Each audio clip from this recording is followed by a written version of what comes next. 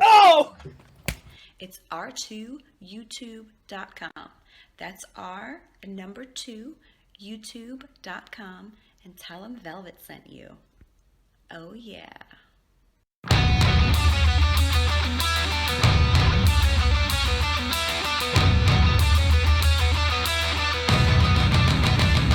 Let's go it down! This is Rasslin Rage! Do it now! This is Rasslin Rage! Scream it out loud! This is Rasslin Rage!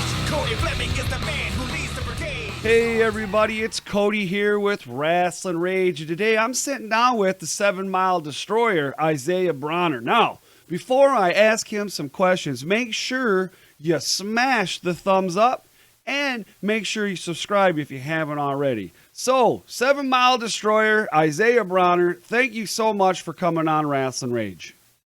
Appreciate you for having me on there, man. For sure. So listen, I was reading an art, or it was a interview that you did with somebody. I don't remember what the gentleman's name was, but shout out to him. And it was, they asked you how you got started in professional wrestling. And something I read that Billy Gunn had seen a tape of you and suggested that you get into wrestling. Could you tell us a little bit about that? Yeah, I played football since I was 9. So I want to say like around 2015, 16, whenever he was still working as a coach with WWE. Yeah. He saw my football tapes, and he shot me a DM on Twitter and just suggested that I send him something. He was trying to get me a workout with the Performance Center. Unfortunately, I got fired before then. So eventually, he just gave me advice and led me to House of Truth. So that's how I got my start. Nice. Well, you know, for somebody like that to reach out to you, it definitely means something. You know, he's definitely somebody within the business, right? Oh yeah.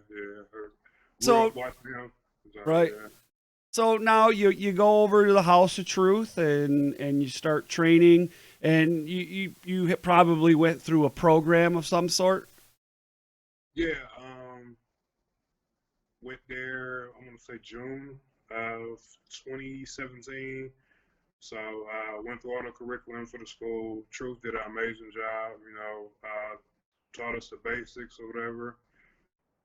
I can't recommend that school enough, man. Right. I still, from time to time, when I'm able to go there to get some work in, I actually started thanks to Johnny Bravo, working out at Can-Am up in Canada. Oh wow, nice.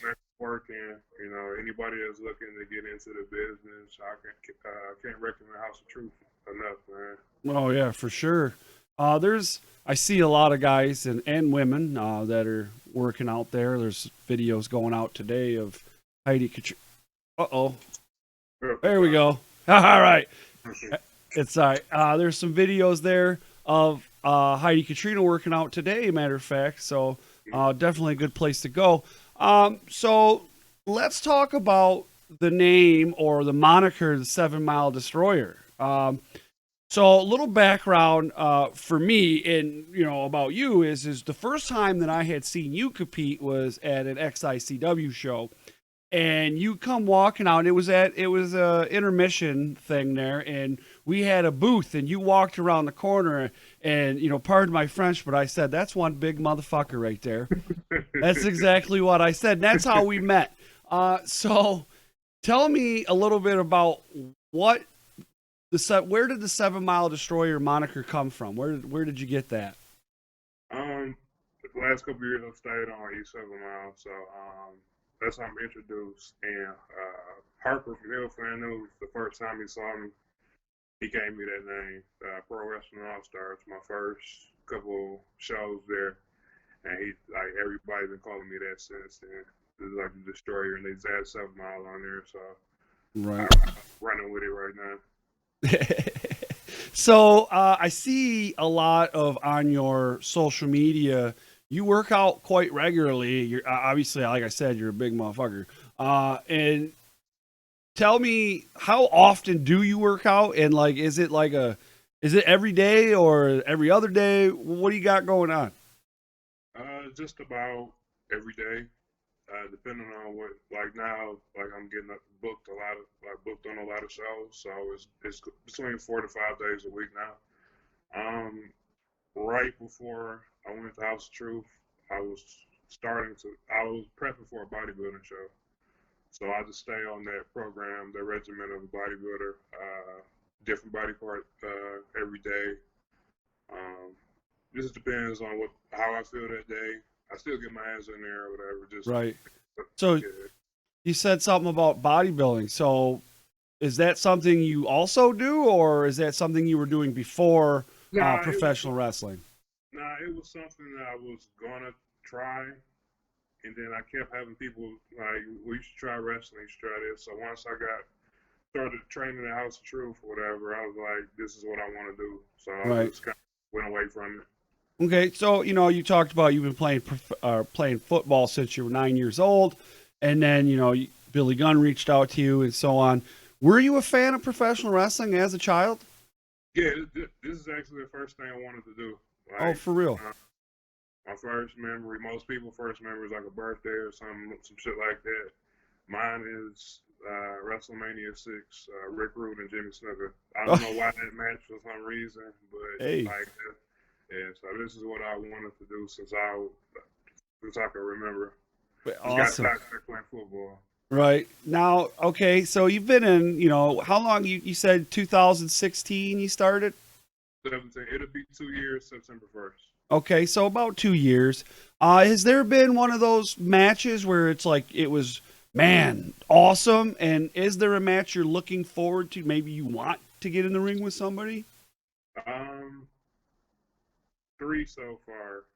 Like where it kind of really clicked in for me, it was me and Aaron Orion at UCW. Right. Where it actually slowed down and clicked for me, and I started to understand a lot more. Dre Jacobs won the Proving Ground title. My first offense was against him. And the most recent, me and Jackson Stone, the most recent Proving Ground, like that. That was a great match. That was a great match. I had Jackson Stone on the show live. He co-hosted my live show with me last week, and I asked him about that match. And I got to tell you, I know both you guys, and I was on the edge of my seat, and I'm like this the whole time, like, oh my God, what is gonna happen here? Like, it was a battle, and man, I was on the edge of my seat every time, the whole time. So for me, that was awesome. I love that. That's what I love about professional wrestling. So thank you for that. Appreciate it. Yeah, no problem, man. So let's talk a little bit about that match, just a little. I mean, and I said something to Jackson Stone. I said, man, it seems like Broner really took you to that place where I don't think you've been to many times. And he kind of agreed with me. What was it like? What was that match for you? Because that was a different set of rules. That's the Shogun or the suplex challenge.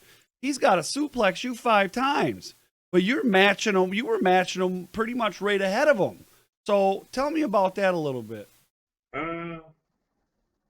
Just wanted to, how I looked at it, I wanted his rules to apply to me. So I didn't want to really not beat him until I got those 5 suplexes, but suplexing him 4 or 5 times, man, it takes a lot out of you. Man. Yeah. So I just wanted to do whatever it took to try to get that title back. I never got my rematch, so that was finally my rematch. So we beat the hell out of each other, but Is that a goal for you going forward now in XICW? Is to reclaim that Proving Ground Championship? Yeah, eventually. Just right now, just focus on continue to get better. Whatever they throw at me right now, right? Trying to knock it out the park with it. For sure, obvious. So you were just part of a historic show for XICW at the Lincoln Park Community Center. Tell me what that was like for you, because there's a lot of history there, including DBA's father, you know, and a lot of other people that came through the independent scene here in Detroit. What was that like for you to walk through that curtain? Because I seen your video, and to walk through that curtain and then to look out and be like, man, I'm here.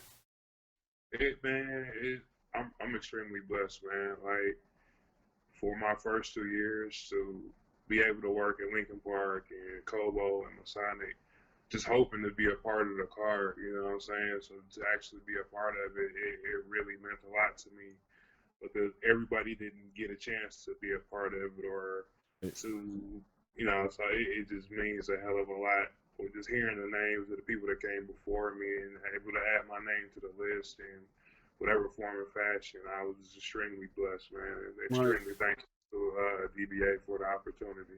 For sure. And it really seemed like throughout the show, you know, like there was the Battle Royal or the Cup, and DBA entered under Sweet Daddy Malcolm Monroe Jr., wore some of his dad's old boots and things like that. So there was a lot of nostalgia, but there was a lot of emotion, and you could definitely see that with DBA.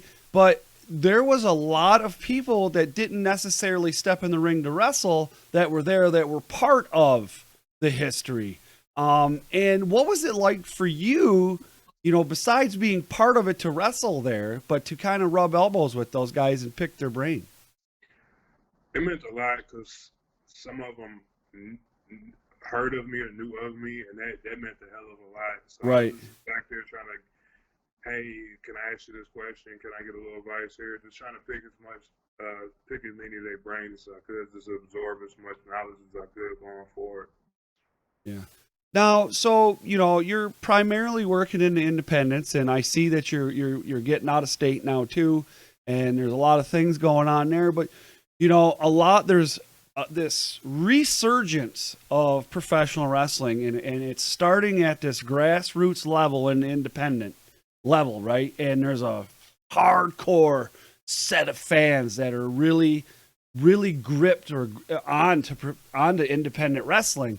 What do you think, in your opinion, what do you think independent wrestling's doing that's setting them apart from everybody else? Everybody's just busting their ass every show. Like, everybody goes out there for the most part and just performs like it's the last show that they're gonna get a chance to do. And now, like, people are starting to appreciate it a little bit more, and also the advent of social media, that really helps, because it spreads like wildfire. Like, you'll see on my page, like, every day, I'll share everybody's stuff, because Right. you may not be a particular fan of mine, but shit, you might like something that Alex Weir does, or Right. might see something that Nolan Edwards does, or you might see something that Jackson Stone does. You know, I just try to continue to help bring more eyes to the business, because, you know, it's not just about me, it's all of us bust our ass. Yeah, And for sure. as many eyes we can get towards it and continue to get towards it, it's going to continue to grow. Sure. For definitely. Now, so I know I've seen you in XICW quite a bit, and I've seen you throughout a couple other organizations. Now, are you Ohio, right? You're down in Ohio for, is it War that you're for, or is there another organization? Yeah, I was down in Ohio with Work War. I believe I'll be in LPW coming soon. Okay. It's a couple more. I'm sorry. Right. No, it's fine. No, there's so many of them, and there's so many acronyms to remember anymore. But I get it. So awesome. You know, you're definitely moving out and getting all over the place. Is there a place or a state or a country, whatever, that you haven't quite worked yet that you want to get out to get out there? Within the states, anywhere. I really got my eye towards, like, the West Coast, California, Arizona area. I want to get down to Florida, Japan. I would love to go over there and just absorb as much as I can. Oh yeah, for sure. Looking to work in Canada soon. Hopefully, you know, I can work my way into BCW. Just want to work everywhere. Just keep learning. Mexico, Puerto Rico, wherever I can get. Right on. One last question before we get out of here. Who's the one guy that people are sleeping on out there that they need to pay attention to? I'll say two. Sorry, it's the death threat plug or whatever, but Tommy Vendetta Yeah. Like, he's really, really, really good, and he's still learning. Like, he don't even know how good he can be Right. in crime. Like, Right. he's a fucking freak of nature. Like, and he's still, it's so much that he can do that people hasn't seen yet. He's still Right. learning too. So Right. those two, like, really watch out for him. All right. Okay, well, so again, I want to say thanks for coming on the show. But before you get out of here, why don't you let anybody out there know, social media, booking info, how they get a hold of you, whatever, like, share, subscribe, all that good stuff. And, before you do that, I'll let everybody know I'm going to put that down in the description of the video on YouTube so that you guys can, find that and, do what you need to do to get a hold of them. So go ahead and give that information to all the people watching. Or on Instagram, you want to add Eat Zeke E. Twitter, Eat Zeke Eat 313. YouTube, Isaiah Broner. Facebook, Isaiah Broner. Booking, you'll be better served trying to get in contact with me either on Instagram DM or Facebook Messenger. There you go. That's about it so far. All right. So, guys, make sure you look for that stuff down in the description. Again, Isaiah, I want to say thank you so much for coming on the show. I look forward to seeing you at Proving Ground coming up in July. And, and I wish you all the best of luck in your career. And I hope to have you again on the show. Thanks, man. I appreciate it. Thank you for having me on, man. I really appreciate it. All right. Awesome. Thanks, and have a good day, bud. We are the Death Threat Army. Vehicle City villain Aaron Orion. Black Diamond Jack Price. The Wild Child Jody Threat. And weaponized Alex Weir. And you're watching Rasslin Rage live on Friday nights at 8 o'clock on YouTube.